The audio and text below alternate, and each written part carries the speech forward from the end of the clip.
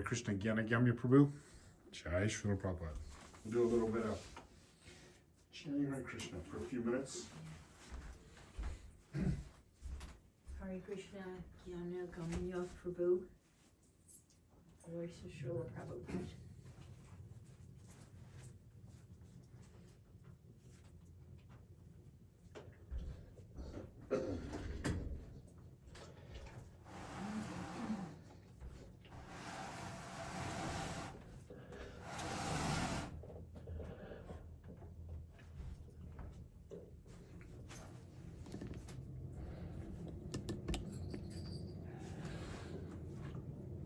All glories to Srila Prabhupada.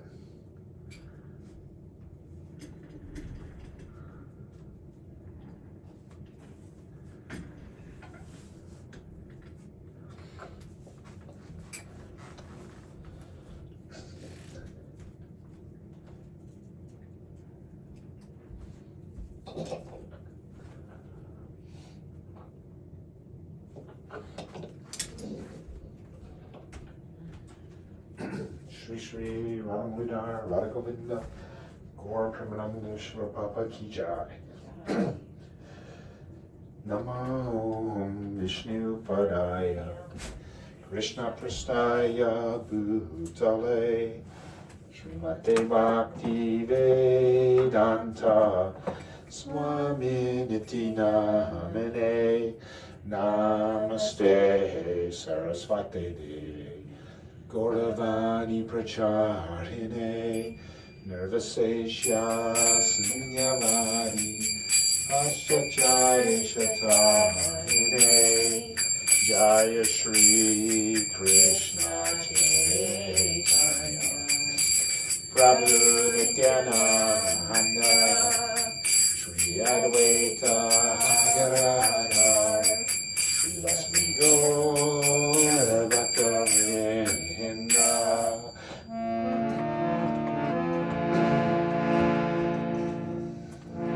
Hare Krishna,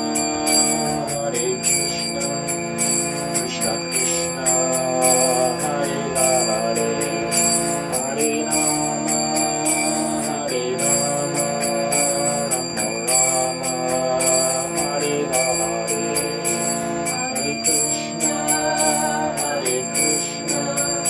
Krishna Krishna, Hare Hare, Hare Rama, Hare Rama, Rama Rama, Hare Hare, Hare Krishna,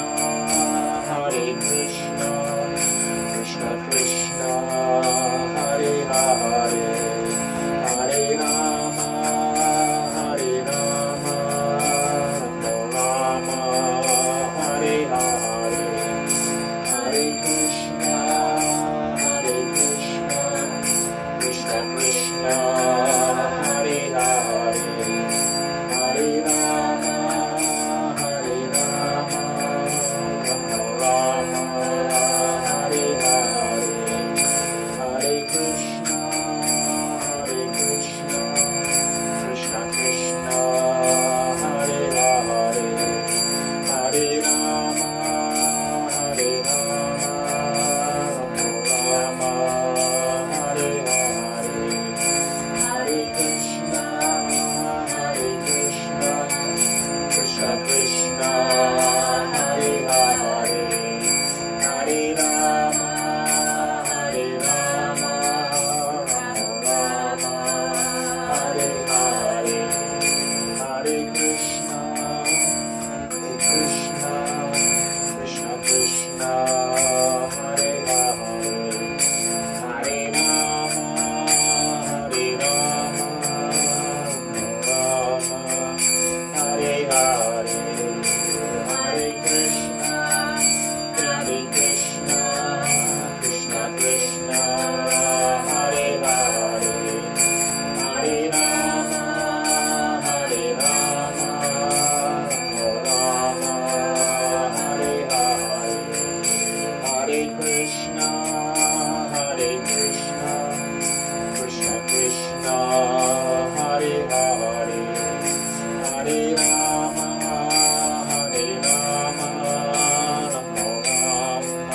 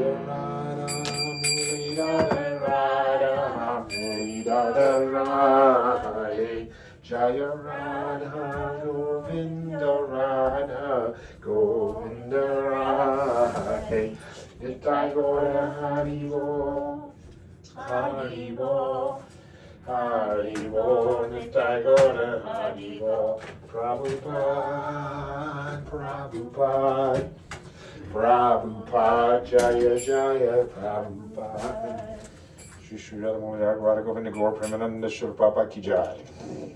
All glories to the assembled devotees. Reading from Bhagavad Gita as it is by His Divine Grace, A.C. Bhaktivedanta Swami Srila Prabhupada.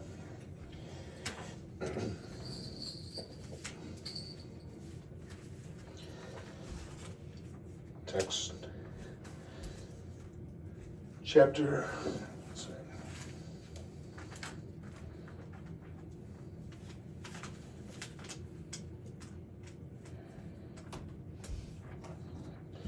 okay, it looks like the bookmark fell out.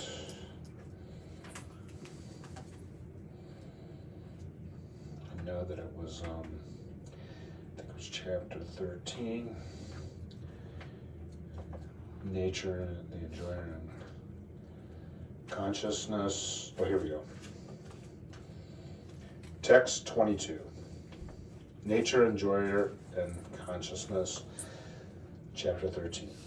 Purusha prakriti stohi bhunkti prakriti jan gunan karanam guna sangosya sad asadyoni janmasu. Translation. The living entity in material nature thus follows the ways of life, enjoying the three modes of nature.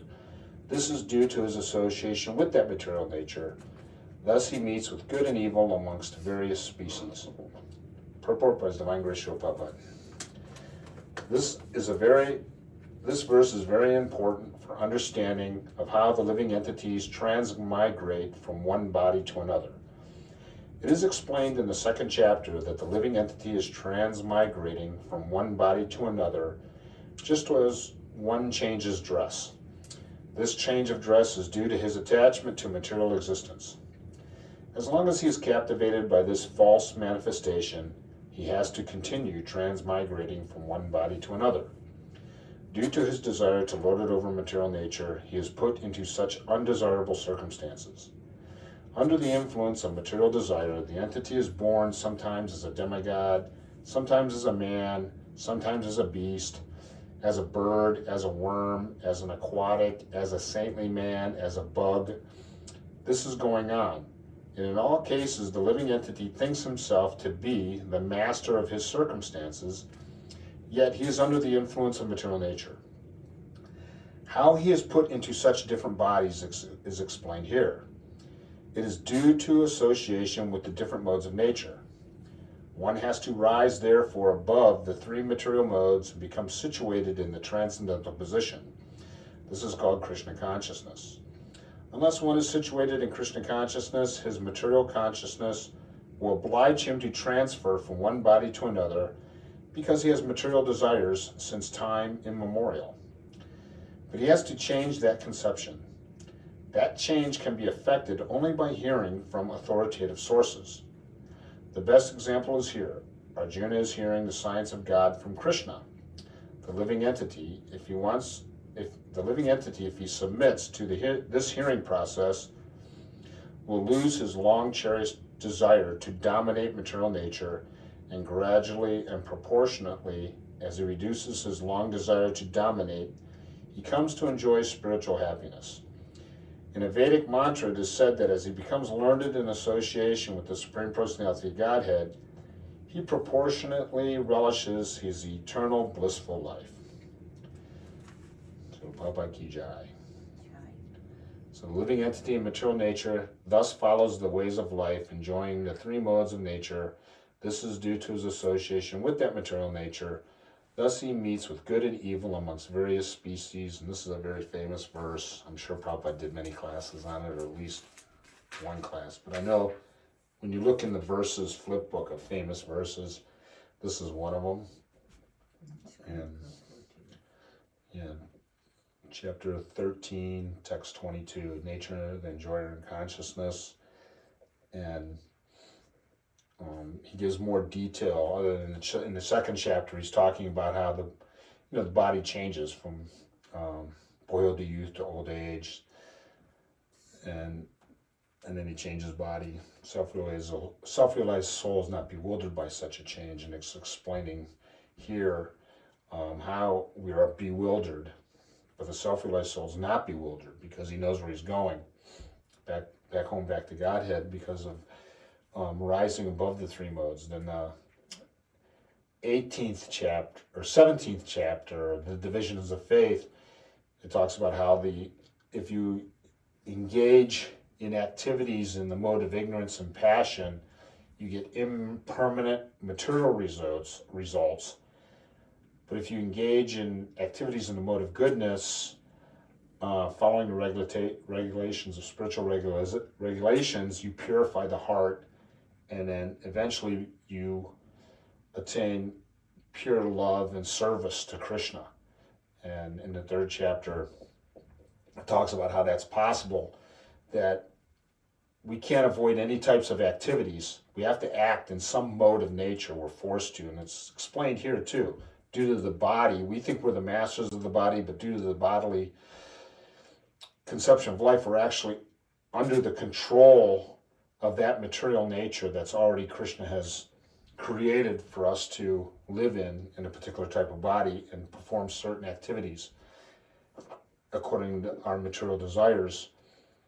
And you can become free from that, and you're forced to do it. I mean, every living being has to have some kind of activity. You just can't stand still or think still or erase your mind and not think. The Maya bodies try to do that. But the instruction is that if you act for the pleasure of the Lord without any selfish motive, then by the Lord's prerogative, you can become freed from the laws of karma, that it's talking about here, action and reaction, and then Krishna will reveal himself, attain transcendental knowledge of the self and the supreme. But Srila Prabhupada helps us even further by bringing us to a platform above the three modes of nature if we just engage in these activities of Krishna consciousness according to our position in life. Maybe in the Varnashram Dharma, but we preach or give this to others is really in a way that Srila Prabhupada taught. It's like, well, at least Prabhupada actually was very, very dynamic in giving it to others. Like when you went to the temple, like in the Henry Street Temple, when you were talking to Adi Purusha Prabhu, who was there, he said, after breakfast prasadam, you chanted your japa, they gave you a one-way token on the subway and some back to Godheads or some books or whatever they had, and you went out and preached, and don't come back till 5 o'clock. And if you collected something, you use that. It was 35 cents to get back on the subway to Henry Street in Brooklyn. And that's the Prabhupada, give them this knowledge. You don't even have to preach just by your enthusiasm. Let Prabhupada preach, because you see in these books, Prabhupada translated everything in these books, and his idea was let these books preach for the most part. Of course, there's all kinds of instructions on how to become a preacher, but for the most part, Prabhupada wanted the books to preach, and that the Sankirtan movement, chanting Hare Krishna in public and distributing these books, was the main focus. And Prabhupada used personalities that weren't necessarily expert in anything or didn't even know much about anything, but Srila Bhaktisiddhanta Saraswati Thakur sent to the West, a pure devotee that was very easy to love. His name, he was nicknamed the Incarnation of Love by, I forget who that nicknamed that, but somebody did. Was it a scholar or something? I think it was Mishra. Maybe. Dr. Mishra. Yeah, maybe it was Dr. Mishra, the Incarnation of Love. So it's very easy to fall in love with Srila Prabhupada, meeting him or associating with him, just reading his books. And with that enthusiasm, Srila Prabhupada said, okay, go out and give this to others. And they did. That Bhaktisiddhanta was very clever. Very, I mean, yeah, you know, that he sent Prabhupada persons that will love him. They may not necessarily be very qualified to do anything. Like Bhaktisiddhanta Saraswati Thakur's disciples, they knew everything in India, but they didn't have like the gumption to preach widely and more or less looking for support for their own kind of like comfort and then preach, like kind of like that, but not like this, like Prabhupada did. And Bhaktisiddhanta sent persons probably knowingly that, you know, if you have too much intelligence, you know, it might not be the easiest way to spread this mission. That'll come later, because Prabhupada is giving us everything, how to gradually develop our intelligence to preach. But in the meantime, get out there and give the holy name on behalf of Prabhupada, give these books. You don't really necessarily have to preach. We've seen that just by your enthusiasm and love for Srila Prabhupada, people will be attracted to take these books. And they'll read one line, and it's amazing how they'll read one lines. There was a quote, there was an instruction from Srila Prabhupada on how to distribute Krishna book. There's a quote somewhere, and he's telling the disciple, just hand them the book and tell them to open it and read anywhere. And after they read a short time, a little bit, ask them if they like what they're reading. And if they say yes, ask for a donation.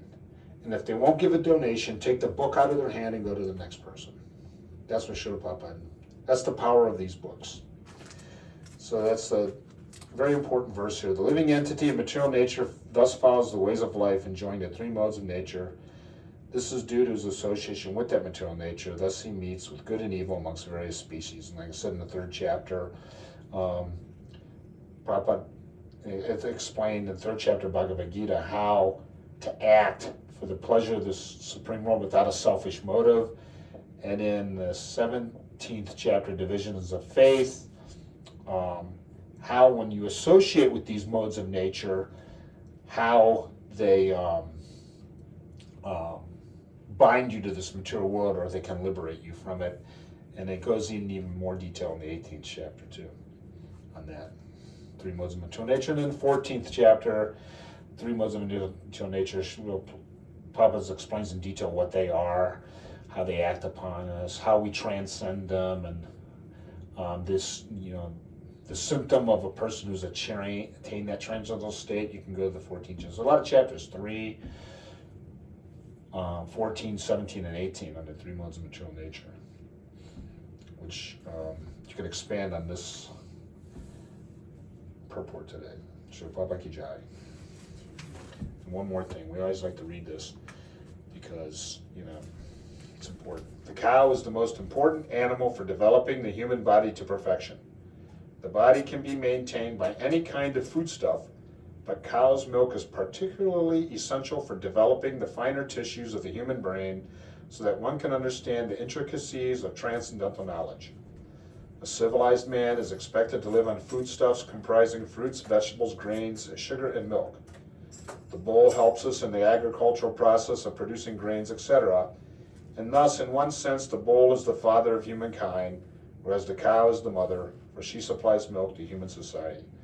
The civilized man is therefore expected to give all protection to the bulls and cows. Srila Prabhupada Ki Jai. And you know, when you go out and preach, and you're not, you know, you're not necessarily qualified under Srila Prabhupada's protection, you know, without a selfish motive, he can, you can help. You can help him spread his mission, and I'm sure Krishna is pleased. And it's Krishna's prerogative, you know, according to your advancement, how he deals with you in that circumstance. So, but Srila Prabhupada and Bhaktisiddhanta Saraswati Thakur did it that way, and it was very successful. That's right. You have a lot of utsaha tonight.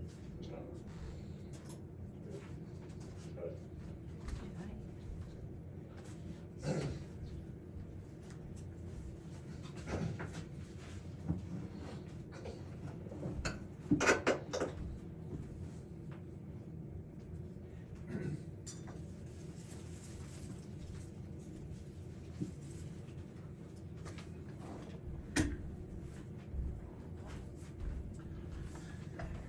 Let's see, we have Kalanidhi Prabhu, Hare Krishna, and Angel Prabhu, Jai Shri Prabhupada, and Gyanagamya Prabhu. All glories to this humble devotees. We'll see you tomorrow morning. Shri Shri Radhamulira, Radha Govinda, Gaur Premananda, Shri Prabhupada Ki Jai. And Angel Prabhu says, Jai.